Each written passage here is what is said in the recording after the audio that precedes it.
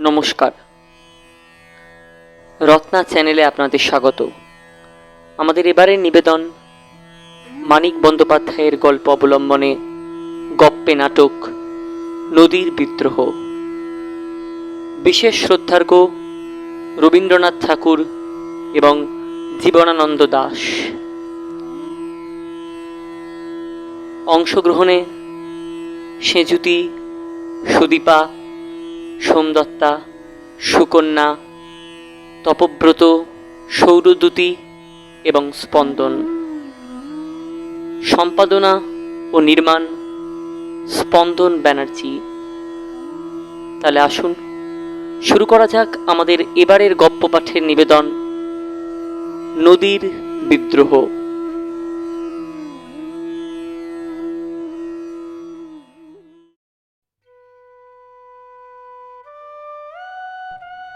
চারটা ৪৫-এর প্যাসেঞ্জার ট্রেনটিকে রওনা করাইয়া দিয়া নদের চাঁদ নূতন সহকারীকে ডাকিয়া বলিল, বুঝলে, আমি একটু চললাম হে। নূতন সহকারী একবার মেঘাচ্ছন্ন আকাশের দিকে চাহিয়া বলিল, আগে হ্যাঁ। নদের চাঁদ বলিল, আর বোধহয় বৃষ্টি হবে না, কি বলো? নূতন সহকারী একবার জলে জলময় পৃথিবীর দিকে চাহিয়া বলিল, আগে না।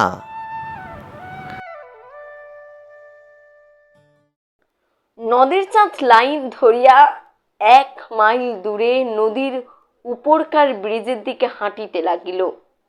৫ দিন অবিরত বৃষ্টি হইয়া আজ এই বিকালের দিকে বর্ষণ থামিয়াছে। ৫ দিন নদীকে দেখা হয় নাই। নদের চাঁদ ছেলে মানুষের মতো ঔৎসুক্য বোধ করিতে লাগিল। আকাশে যেমন মেঘ করিয়া আছে, হয়তো আবার কিছুক্ষণের মধ্যেই প্রবল ধারায় বর্ষণ শুরু হইয়া যাবে। তা হোক, ব্রিজের এক পাশে আজ চুপচাপ বসিয়া কিছুক্ষণ নদীকে না দেখিলে সে বাঁচিবে না। ৫ দিনের আকাশ ভাঙা বৃষ্টি না জানি নদীকে আজ কি অপরূপ রূপ দিয়াছে। দুদিকে মাঠঘাট জলে ডুবিয়া গিয়াছিল। রেলের উঁচু বাঁধ ধরিয়া হাঁটিতে হাঁটিতে দুপাশে চাহিয়া চাহিয়া নদের চাঁদ নদীর বর্ষণ পুষ্ট মূর্তি কল্পনা করিবার চেষ্টা করিতে লাগিল। আসলে নদের চাঁদের ছেলেবেলা কাটিয়েছিল মোহনপুরে, তন্দ্রা নদীর তীরে। কল্পনা করিতে করিতে নদের চাঁদ ফিরে গেল তার প্রথম জীবনে। পড়াশোনাতে মেধাবী হলেও পারস্পরিক অবহেলা ছিল তার নিত্য সঙ্গী। বিকেলে যখন বালকেরা একসাথে খেলিতে যাইত, গোলযোগ করিত, নদের চাঁদ তখন নীরব হইয়া নদীর দিকে চাহিয়া বসিয়া থাকত।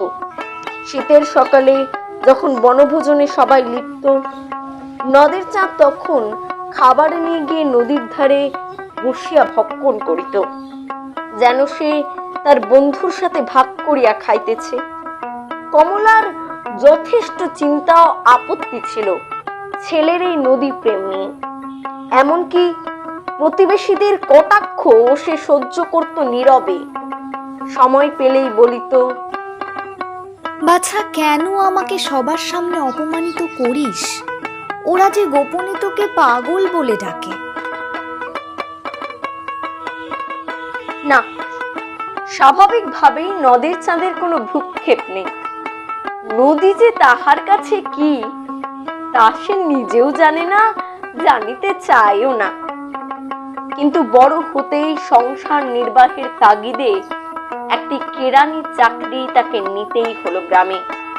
হেতে অবশ্য মায়ের ভূমিকায় বেশি।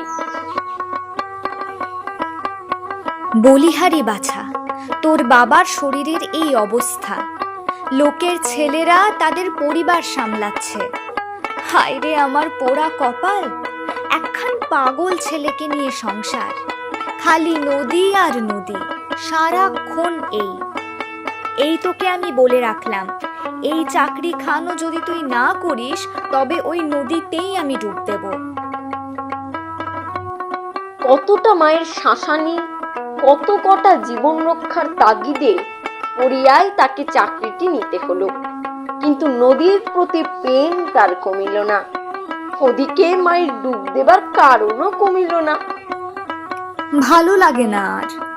চাকরি থেকে এসে পুরুষ মানুষ স্ত্রীদের সাথে দুমুঠো গল্প করে, আর উনি ওনার সব কথা খালি নদীতে গিয়ে ভাসায়। বলি, আমিও আর এই বয়সে সংসার ঠেলতে পারবো না।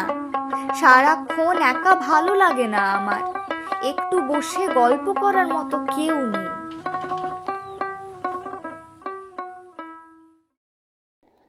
মায়ের নিত্যদিনের এই বুলি আওড়ানোর থেকে বাঁচতে কতকটা বাধ্য হয়েই নদের চাঁদ পাশের গ্রামের মেঘলাকে বিবাহ করিল।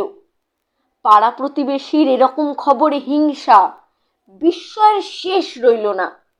মেধাবী ভদ্র সরকারি কেরানি নদের চাঁদের জন্য সুশ্রী শিক্ষিতা মেঘলা আদর্শ পাত্রী বটে, কিন্তু খামখেয়ালি পাগলাটে গোছের নদের চাঁদের সহিত মেঘলার বিবাহ যেন বাঁদরের গলায় মুক্তার মালা। বিয়ের প্রথম দিনই কমলা তার বৌমাকে বলেছিল, নদীর একখান সতীন আমি আজ ঘরে আনলাম, তবের মুখখানি যেন নদীর চেয়েও সুন্দর। প্রথম দিনেই কথা শুনে হাসিলেও পরে মেঘলা বুঝিতে পারে সংসারের কোনরূপ বিপদ আনন্দেই নদের চাঁদ নিজেকে যুক্ত করিত না। শুধু মেঘলার ভরণ পোষণের যে ভারটুকু নদের চাঁদ নিয়েছিল তাই পালন করবে কেবল।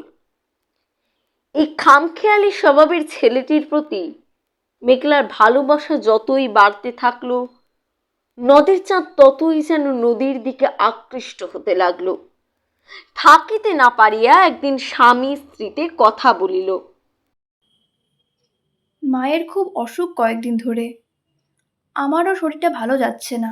বেশ, কাল দ্বিজেন কবিরাজকে বলে দেব, দেখে যাবে। কেমন পুরুষ মানুষ আপনি!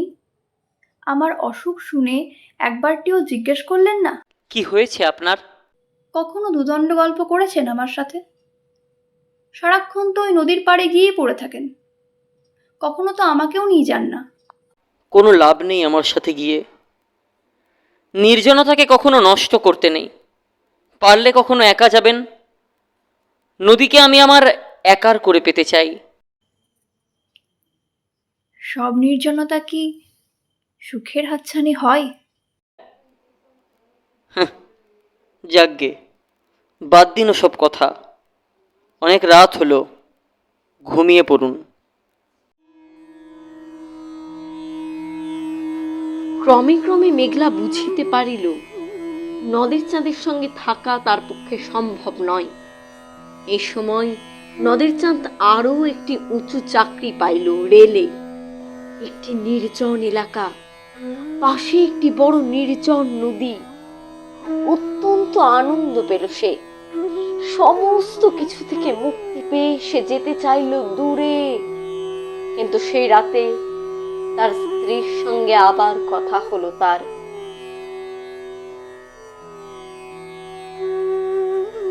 তাহলে কাল থেকে আমাকে একাই থাকতে হবে। অবশ্য এতদিনও একাই ছিলাম। কেন? মা আছে তো। মায়ের সাথে আমি কি সব রকম গল্প করতে পারবো? মায়ের কাছে কি সব জিনিস চাইতে পারবো? যান, চলে যান আপনি। দেখুন, আপনি আমাকে ভুল বুঝবেন না। আপনি চাইলে আমি একটি ব্যবস্থা করতে পারি। আমি আপনাকে মুক্তি করে দিতে পারি। আপনি চাইলে আরেকটি বিবাহ। থামুন। আপনার কি মনে হয় আমি কি তরল? যখন যেখানে ঢালবেন তার আকার নেব? যান, চলে যান আপনি।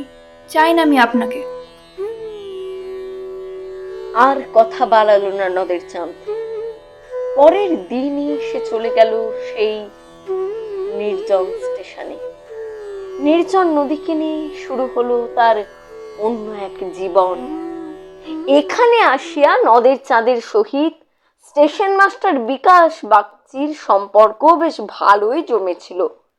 বিকাশবাবু এমনি নির্ঝঞ্ঝাট মানুষ, নদের চাঁদকে স্নেহ করিতেন খুব। কি হে, খবর কেমন? কাজ কেমন চলছে? হ্যাঁ হ্যাঁ, তা ভালোই। আরে বসো বসো, তুমি শান্ত ছেলে, আর এমনিতে আমাদের এই জায়গাটাও নির্জন, পরিবেশটাও ভালো, ঝামেলার কিছু নেই। আর তোমার রিপোর্টও তো এখন অব্দি ভালোই। ধন্যবাদ স্যার। তুমি কিন্তু নদীর ধারে যাওয়াটা ছিল না। অনেকেই বুঝবে না, তবে আমি বুঝি। যদি কোনোদিন কাজের চাপে সময় না পাও, আমাকে বলো, I will always help you. আর শোনো, আজকে 4:25 ট্রেনটা 20 মিনিট স্লো আছে, ওটা একটু দেখে নিও। নদের চাঁদের সহকারী স্বপনও নদের চাঁদকে দাদার চোখেই দেখিত। তার সাথেও নদের চাঁদের ছিল ভালো সম্পর্ক। যে কোনো কাজে ইহারা পরস্পরকে অত্যন্ত সহযোগিতা করিত।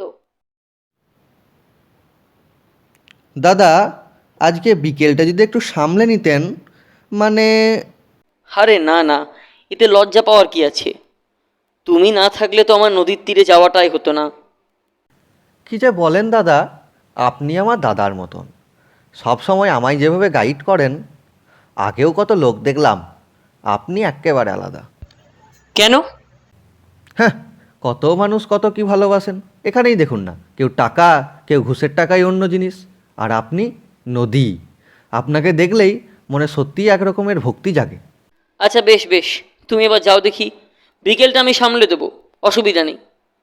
এখানে কিয়ৎকাল কাটানোর পরে নদের চাঁদের আলাপ হলো আরও একজনের সাথে, নদীর পাড়ে। নদের চাঁদের জীবনের কিছু দিক বদলে দেবার জন্যই যেন সে আসিয়াছে। মেয়েটি ভারী শান্ত, কিন্তু তার গলায় বিদেশি ভাব। কি গো, রোজ যে দেখি নদীর পাড়ে এসে বসে থাকো, কি নাম তোমার? নদের চাঁদ। আর তোমার নাম কি? আমার নাম স্রোতস্বিনী। স্রোতস্বিনী? স্রোতস্বিনী তো নদীর নাম। হ্যাঁ, নদী তো, আমাদের জীবনটাই তো নদী। বইতে বইতে কোথায় চলে যাব কেউ জানে না। এই নদীর সূত্র ধরেই আলাপ হলো তাদের। তারপর হলো বন্ধুত্ব। নদের চাঁদ তাহাকে জানাইল তাহার জীবন, তাহার ভালোবাসার নদী, মেঘলার কথা, মায়ের কথা। মেয়েটিও জানাইল তাকে তার পরিচয়। আমাদের মেয়ে মানুষের আবার পরিচয়। ছোটতে মা বাবা বিয়ে দেওয়ার পর আমার স্বামী অন্য জায়গায় চলে যায়। এই নদীর তীরে এসে রোজ প্রাণ ভরে নিঃশ্বাস নিই। দম বন্ধ লাগে, ক্লান্ত লাগে নিজেকে। স্রোতশ্রেণীর মধ্যেই নদের চাঁদ দেখিতে পাইল মেঘলাকে। মেঘলাও কি তবে এইভাবেই ক্লান্ত? নদীর স্বরূপ হিসেবে দেখা দিয়া স্রোতস্বিনী কি মেঘলাকে উন্মোচিত করলো তার কাছে? মেঘলা তো রক্ত মাংসের মানুষ, তার তো অনুভূতি আছে। তবে তবে কি তার ক্ষমা চাওয়া উচিত মেঘলার কাছে? রাত্রি নদীর তীরে বসেই অনেকক্ষণ ভাবিল নদের চাঁদ। এই মিথ্যে জগতের মাঝে কেবল মেঘলাকেই যেন বাস্তব মনে হলো তার। পরের দিনই কাকতালীয় ভাবে নদের চাঁদের কাছে মেঘলার একটি পত্র আসিল। আশা করি ভালো আছেন। আমরাও এখানে ভালোই আছি। মায়ের কাশিটা আবার বেড়েছে। আমি কবিরাজকে দেখিয়েছি, তিনি বলেছেন চিন্তার কিচ্ছু নেই। আপনাকে আজ একটি মনের ইচ্ছে ব্যক্ত করিব। আমি অনেক কাল ধরেই আপনাকে ভালোবাসিয়া গিয়াছি, কিন্তু প্রত্যুত্তরে এক ফোঁটা ভালোবাসাও পাইনি। হয়তো আপনি আমাকে ভালোবাসেন, কিন্তু আমি সেটা বুঝতে পারি না। এবার আমি একটু অন্যরকম ভেবেছি। যেহেতু আমি আপনাকে অত্যন্ত ভালোবাসি, তাই এবার আপনার মতো করেই জগৎটিকে দেখতে চাই। আমি মায়ের জন্য একটি লোক নিয়োগ করেছি, সেই মাকে এখন থেকে দেখভাল করবে। আমি জগৎটাকে চিনতে চাই, তাই আর এই সংসারের বাঁধনে আমাকে বাঁধবেন না। আমি একটি কাজ পেয়েছি অনেক দূরে, সেখান থেকে আমি সারা জায়গা ঘুরবো, এই জগৎকে চিনব। চিন্তা নেই, মায়ের খবর আমি নেব। আপনার মাকে নিয়ে কোনো চিন্তা না করলেও হবে। আশা করি আপনি আমার কথার মূল্য রাখবেন। সংসারের বাঁধনে আশা করি আমায় আর বাঁধবেন না। ভালো থাকবেন। এখন থেকে আপনি যে পথে নদীকে চিনছেন, আমি একটু একটু করে এই প্রকৃতিকে, এই জগৎকে চিনব। ইতি আপনার হতে চাওয়া মেঘলা।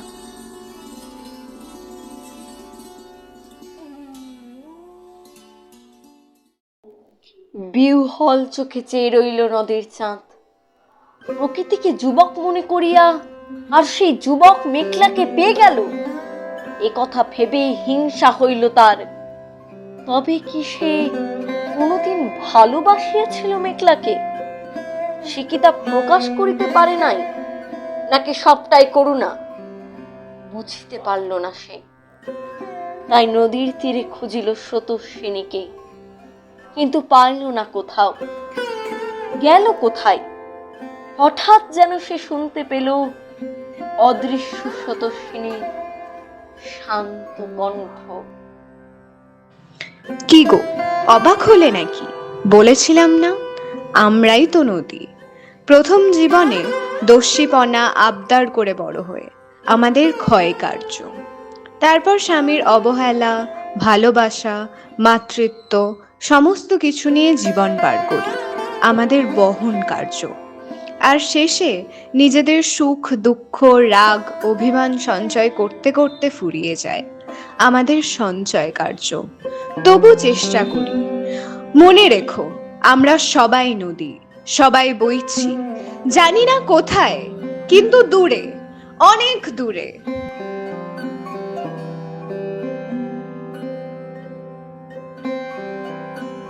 স্রোতস্বিনী যেন নদীর একটি স্রোত, এক পলকের জন্য আসিয়া পাল্টে দিল অনেক কিছু।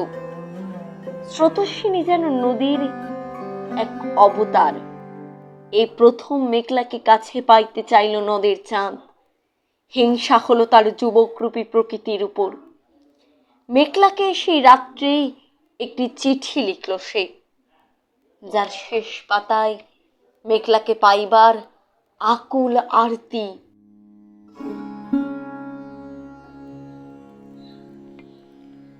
সুরঞ্জনা, ওইখানে যেও না কো তুমি, বলো না কো কথা ওই যুবকের সাথে। ফিরে এসো সুরঞ্জনা, নক্ষত্রের রূপালী আগুন ভরা রাতে ফিরে এসো এই মাঠে ঢেউয়ে। ফিরে এসো হৃদয়ে আমার, দূর থেকে দূরে, আরো দূরে। যুবকের সাথে তুমি যেও না কো আর। কি কথা তাহার সাথে, তার সাথে আকাশের আড়ালে আকাশে মৃত্তিকার মতো তুমি আজ। তার প্রেম ঘাস হয়ে আসে। সুরঞ্জনা, ওইখানে যেও না কো তুমি, বলো না কো কথা ওই যুবকের সাথে। ফিরে এসো সুরঞ্জনা, ফিরে এসো। দূরে কোথায়,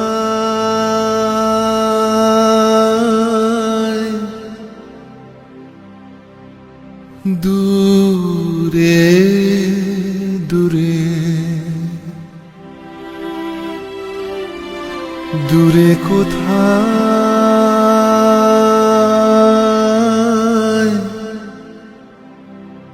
দূরে দূরে, আমার মন বেড়ায় গো ঘুরে ঘুরে।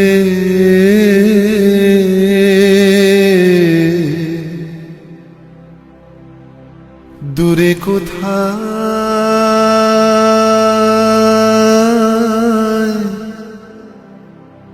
দূরে দূরে। পরদিন থেকেই বৃষ্টি। ভাবিল দুর্যোগ শেষ হলেই চিঠিটি পৌঁছে দেবে সে।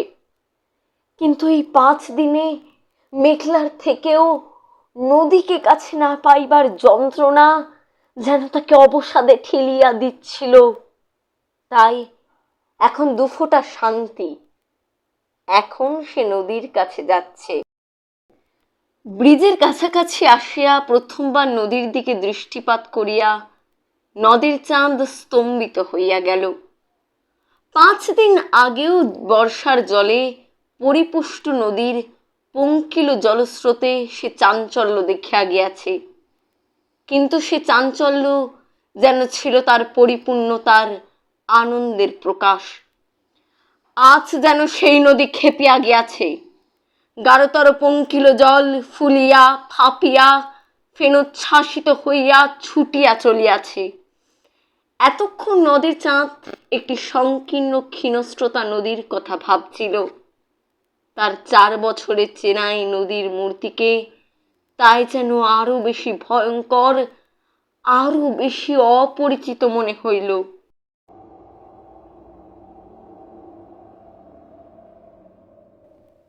তারপর নামিল বৃষ্টি, সে কি মুষলধারায় বর্ষণ। ঘণ্টা 3 বিশ্রাম করিয়া মেঘের যেন নূতন শক্তি সঞ্চিত হইয়াছে। নদের চাঁদ বসিয়া বসিয়া ভিজিতে লাগিল, উঠিল না। নদী হইতে একটা অশ্রুতপূর্ব শব্দ উঠিতেছিল, তার সঙ্গে বৃষ্টির ঝমঝম শব্দ মিশিয়া হঠাৎ এমন একটা সঙ্গত সৃষ্টি করিয়াছে যে নদের চাঁদের মন হইতে ছেলে মানুষী আমোদ মিলিয়া গেল। তার মনে হইতে লাগিল এই ভীষণ মধুর শব্দ শুনিতে শুনিতে সর্বাঙ্গ অবসন্ন হইয়া আসিতেছে। পকেট হইতে সে স্ত্রীকে লেখা চিঠিটা বাহির করিল। চিঠিটির দিকে একবার তাকাইল সে। সত্যি কি মেঘলাকে চাইবার, আটকাইবার কোনো অধিকার, ইচ্ছা তাহার আছে? না, মেঘলাকে আটকাইবার, পিছুটান দিবার প্রবৃত্তি বা অধিকার তাহার নাই। এক নদীপ্রেমী যুবকের তো সেটা মানায় না। নদীর স্রোত, গতিপথ বদলানোর কোনো আকাঙ্ক্ষা তাহার নাই। তার চেয়ে মেঘলা একটু এগোক, গন্তব্যে এগোক, তার স্রোতে যেন কেউ বাধা না ঘটাইতে পারে।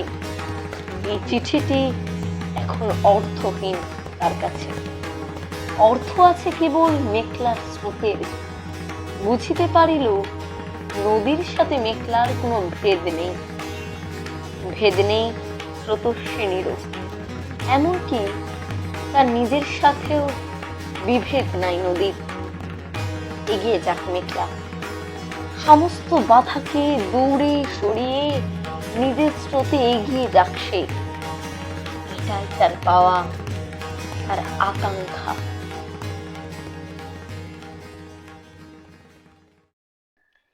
একটু মমতা বোধ করিল বটে, কিন্তু নদীর সঙ্গে খেলা করার লোভটা সে সামলাইতে পারল না।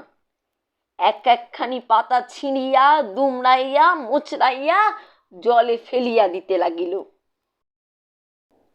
বড় ভয় করিতে লাগিল নদের চাঁদের। হঠাৎ তাহার মনে হইয়াছে রোষে ক্ষোভে উন্মত্ত এই নদীর আর্তনাদী জলরাশির কয়েক হাত উঁচুতে এমন নিশ্চিন্ত মনে এতক্ষণ বসিয়া থাকা তাহার উচিত হয় নাই। হোক ইট সুরকি সিমেন্ট পাথর ও লোহা লক্করে গড়া ব্রিজ, যে নদী এমন ভাবে খেপিয়া যাইতে পারে তাহাকে বিশ্বাস নাই। অন্ধকারে অতি সাবধানে লাইন ধরিয়া হাঁটিতে হাঁটিতে নদের চাঁদ স্টেশনের দিকে ফিরিয়া চলিল। নদীর বিদ্রোহের কারণ সে বুঝিতে পারিয়াছে। ব্রিজটা ভাঙিয়া ভাসাইয়া লইয়া দুপাশে মানুষের হাতে গড়া বাঁধ চুরমার করিয়া সে স্বাভাবিক গতিতে বহিয়া যাইবার পথ করিয়া লইতে চায়, কিন্তু পারবে কি? পারিলেও মানুষ কি তাকে রেহাই দিবে? আজ যে ব্রিজ আর বাঁধ সে ভাঙিয়া ফেলিবে, কাল মানুষ আবার সে ব্রিজ আর বাঁধ করিয়া তুলিবে। তারপরে গভীর প্রশস্ত জলপূর্ণ নদীর তার দেশের সেই ক্ষীণস্রোতা নদীতে পরিণত হইতে না জানি মোটে আর কতদিন লাগিবে।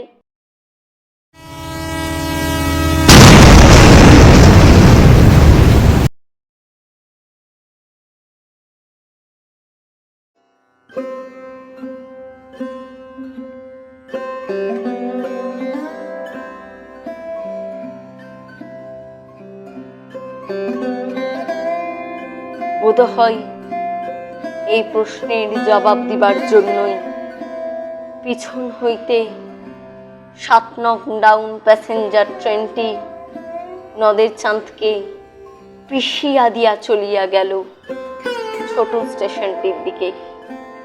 নদের চাঁদ 4 বছর যেখানে কাজ করিয়াছে এবং বন্ধু নদীকে ভালোবাসিয়াছে।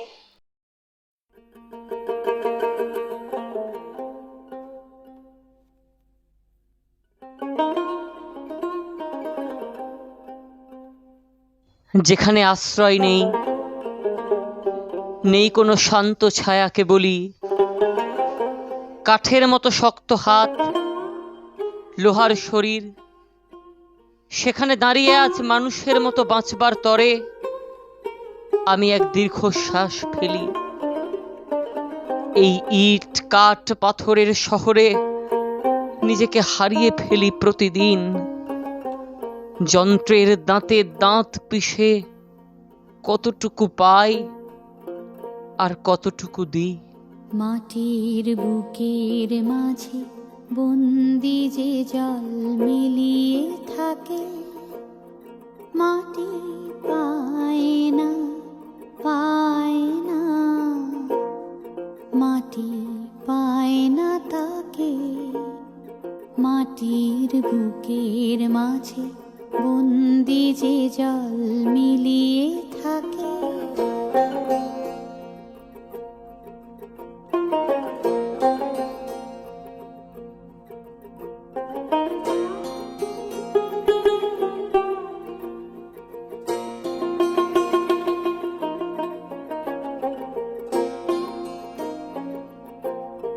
কবে কাটিয়ে বাঁধন পালিয়ে যখন যায় সে দূরে আকাশ পুরে গো, তখন কাজল মেঘের সজল ছায়া শূন্যে আঁকে সুদূর